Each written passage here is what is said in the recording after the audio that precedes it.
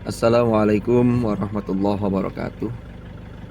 Sahabat-sahabat sekalian, teman-teman alumni sebelah yang mudah-mudahan senantiasa mendapatkan rahmat Allah Subhanahu wa taala. Ini saya berada di kawasan Cukir. Ini terlihat hamparan perkebunan tebu ya, tanah sawah tebu yang luas. Itu terlihat background cerobong pabrik gula Cukir yang biasanya kalian dulu mungkin pernah jalan-jalan ke Cukir. Oke, nah ini sekilas ini aja untuk kita nostalgia aja sedikit.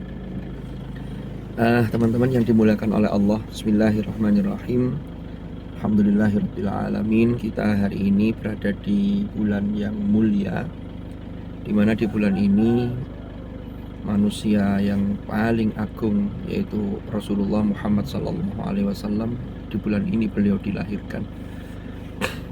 Jadi bulan Maulid yaitu kelahiran Rasulullah SAW ini tentunya harus kita syukuri dengan kesyukuran yang luar biasa gitu.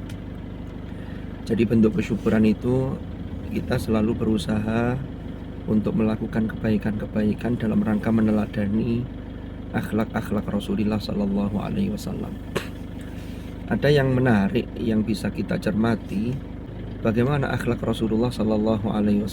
Jawab Sayyidah Aisyah itu singkat, kana khuluquhul Qur'an. Jadi akhlaknya Rasulullah SAW itu adalah Al-Quran. Sehingga Rasulullah itu adalah contoh uswatun hasanah, contoh ajaran-ajaran yang ada dalam Al-Quran terkait dengan akhlak. Karena buah dari ilmu itu adalah akhlak, dan itu adalah Al-Quran. Sehingga Dr. A'id Al-Qarni yang dulu viral dengan bukunya bestseller La Tahzan, itu juga menulis sebuah buku yang lain yang diterjemahkan juga, judulnya Al-Quran yang Berjalan.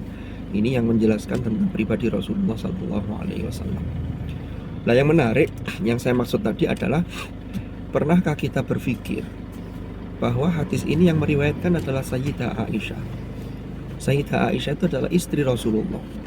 Kita tahu bahwa pasangan hidup itu adalah orang yang paling tahu kekurangan pasangannya. Makanya kalau Sayyidah Aisyah sudah mengakui bahwa akhlak Rasulullah adalah Al-Quran, ini sebuah pengakuan yang luar biasa. Betapa banyak di luar sana orang-orang yang kelihatannya hebat di luar, dieluk-elukan, disanjung-sanjung, tapi begitu di rumah, kata pasangannya, alah mas, yang sampean sampaikan itu kok tidak sama dengan apa yang kenyataannya. Bagaimana kehidupan sampean di dalam rumah dan lain sebagainya. Tidak ada usaha untuk melakukan perbuatan baik. Na'udzubillah. Ini.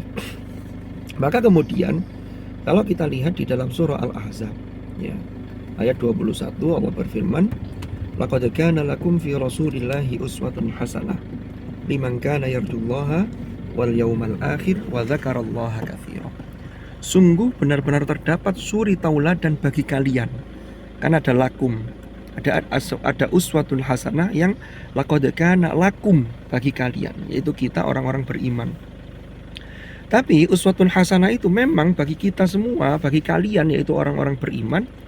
Tapi yang perlu dicermati juga adalah dilanjutkan di dalam ayat tersebut ada ungkapan liman kana yarjullaha wal yaumal akhir wa dzakarallaha katsiran, yaitu bagi orang-orang yang mengharap Allah. Mengharap Allah itu maksudnya apa?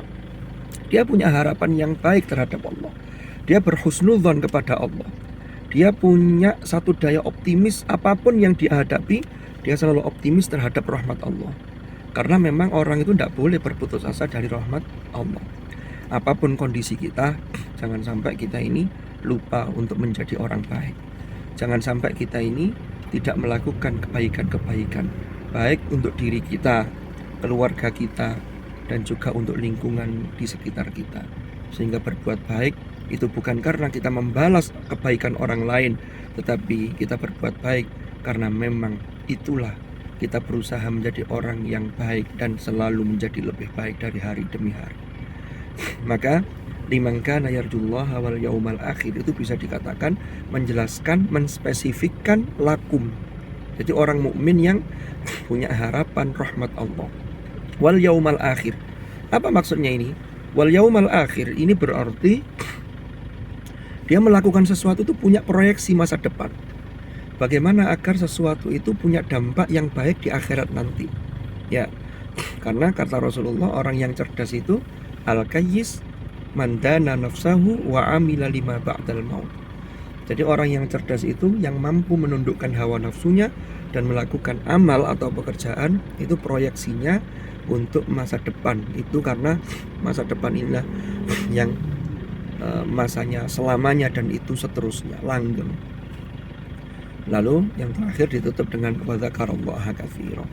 Nah, orang yang liman kana yarjullah wal yaumal akhir itu, dia ini salah satu cirinya itu sering dan selalu ingat Allah, menyebut Allah dengan cara apapun, dengan membaca kalamnya, dengan mentadabburi ayat-ayat kauniyah yang ada. Maka inilah sesungguhnya bagaimana kita memanfaatkan momentum Maulidur Rasul sallallahu alaihi wasallam di bulan Rabiul Awal ini. Mudah-mudahan kita menjadi pribadi lebih baik lagi. Matur nuwun teman-teman semuanya. Hadanallahu wa iyyakum ajmain. Al-afwa minkum. Assalamualaikum warahmatullahi wabarakatuh.